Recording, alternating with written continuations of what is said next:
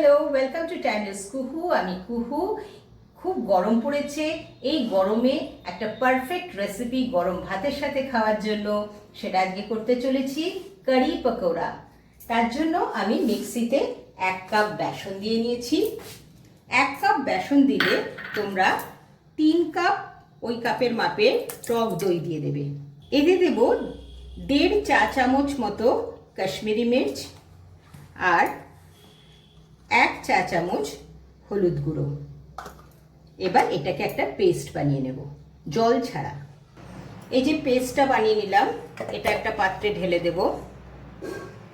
এর সাথে 10 কাপ, যেই কাপের মাপে আমি বেসনটা নিয়েছিলাম, যদি আমি 1 কাপ বেসন নিই তাহলে 10 কাপ সেই মাপের জল আমাকে এতে অ্যাড করতে হবে। তো সেই মাপেরই জল নিয়েছি আমি এখানটা মিক্সি ধোয়া জলটা দিলাম আর বাকি জলটা অ্যাড করে দিচ্ছি।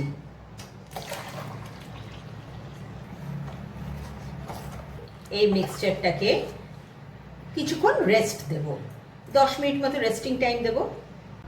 একটা পাত্রে 2.5 কাপ মতো বেসন দিলাম,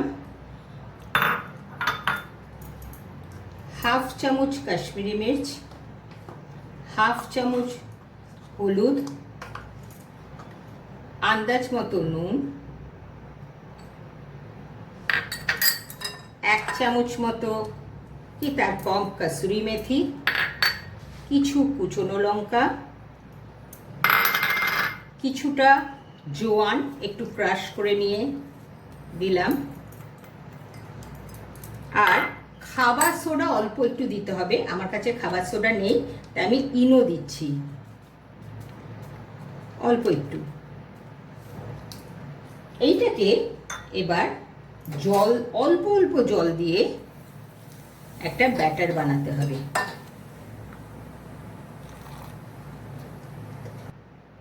জলটা একটু অল্প অল্প করেই দিতে হবে, করে নাড়িয়ে সমানে নাড়াতে হবে।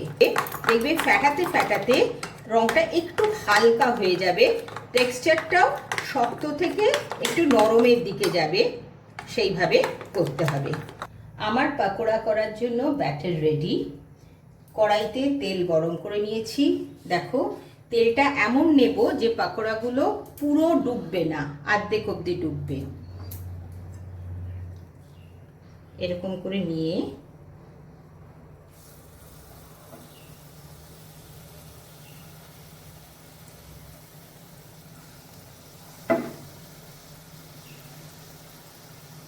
এইভাবে একটা একটা করে ছাড়বো।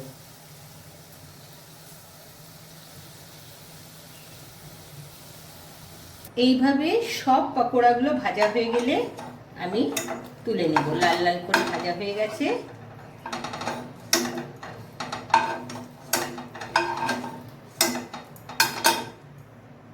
এবার কারি বানাবো। তার জন্য আমি 1 চামচ গোটা মৌরি, 1 চামচ গোটা জিরে, 1 চামচ গোটা ধনে ক্রাশ করে নিয়েছি, কিছু কারি পাতা আর অল্প একটু হিং আর 20-25 দানা মেথি। এটা নেব।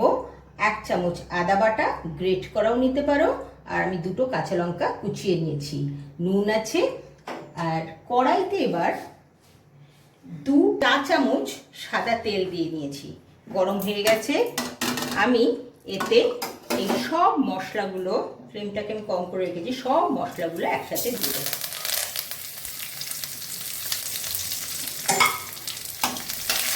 এবার ফ্লেমটা একটু বাড়িয়ে দিলাম।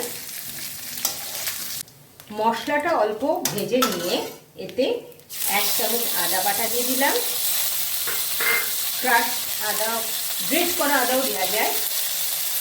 কাঁচা লঙ্কা দিলাম, দিয়ে এবার নাড়াচাড়া করব যতক্ষণ না এই কাঁচা গন্ধটা চলে যায়। এইবার যে প্রথমে আমি একটা বেসন আর দই জলের ঘোল করে রেখেছিলাম, সেইটাকে এতে দিয়ে দেব।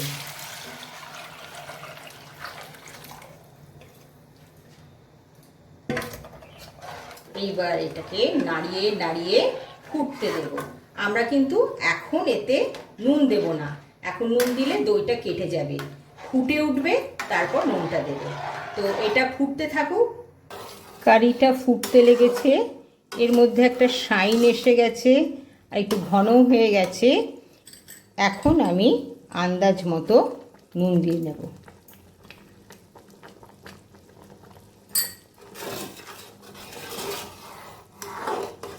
এবার ভালো করে নাড়িয়ে নিলাম। সব শুদ্ধ এই 8-10 মিনিট মতো এটাকে ফোটালাম, শেষে নুনও দেওয়া হয়ে গেল। এখন আমি পাকোড়াগুলো এতে দিয়ে দিলাম, দিয়ে নাড়াচাড়া করে আর ফোটাবো না, গ্যাসটা অফ করে দিলাম। এইগুলো এতে সোক করে নেবে। যতক্ষণে পাকোড়াগুলো কারিতে ভিজছে তখন আমি একটা তড়কা বানিয়ে নিচ্ছি।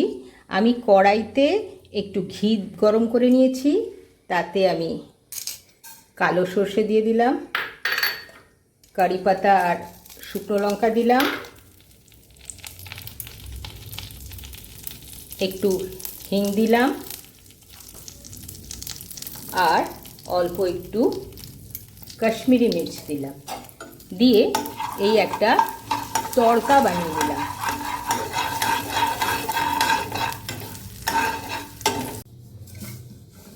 এই তড়কাটা এবার এর উপর দিয়ে ভালো করে ছড়িয়ে দেব।